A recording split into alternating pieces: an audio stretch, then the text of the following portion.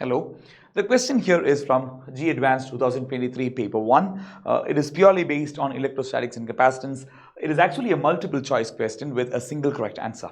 We look at the question directly. It says a container has a base of 50 centimeters into 5 centimeters and a height of 50 centimeters as shown in the figure.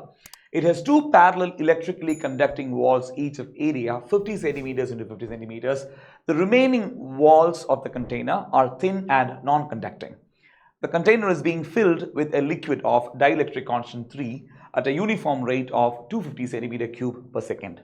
What is the value of the capacitance of the container after 10 seconds?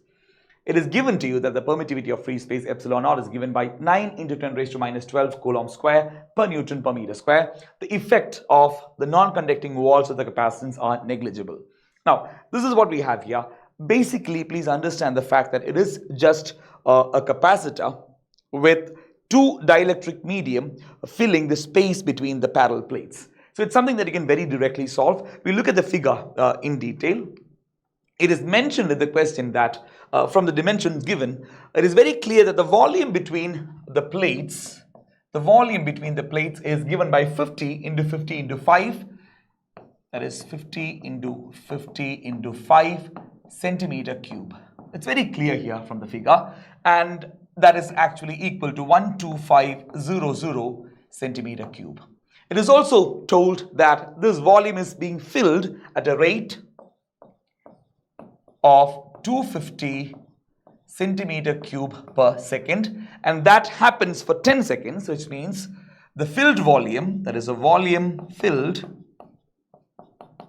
will simply be equal to 250 into 10, that is 2500 centimeter cube.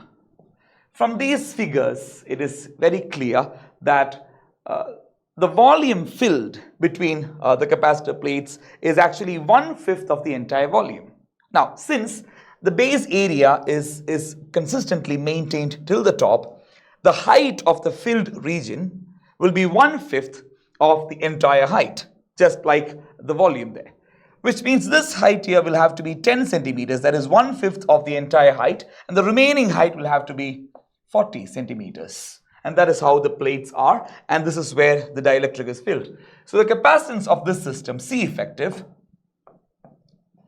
can be directly calculated as epsilon naught by D multiplied with A1 kappa 1 plus A2 kappa 2. And this is when the space between the plates is filled with two or more dielectric medium. That is how you understand this. It's a very direct formula that you already must be knowing. Now, epsilon naught is given to you in the question as 9 into 10 raised to minus 12. And D, the separation between the plates here, is 5 centimeters. That is 5 into 10 raised to minus 2. And now, for A1, this is the base area. This is the actual area that you're discussing about. This is the area A1. And that is obtained by the product of 40 centimeters and 50 centimeters here. This is 40, this is 50. This is the area that we are naming as A1. So we have 0.4 into 0.5 in place of A1. Kappa 1 is the dielectric constant of the medium here in between these plates in this region. And that is just 1 because you have vacuum there. So that multiplied with 1 for kappa 1.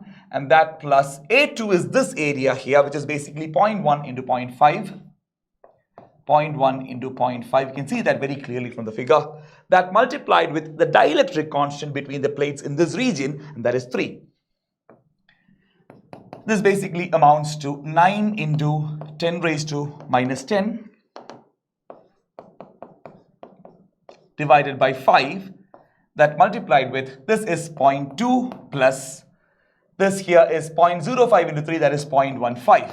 This is basically 9 into 10 raised to minus 10 divided by 5 into 0.35.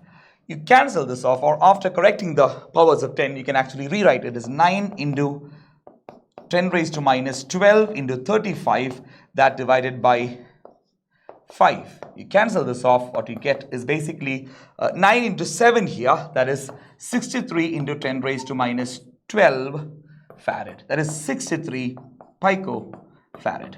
If you look at the options here, if you go back, you can see that option B, 63 picofarad, is the correct one. It's a very simple, straightforward question. You just have to understand how to evaluate or how to find the effective capacitance in situations like this. And it's actually a very direct formula that you're applying here. I hope you understand how the question is being solved.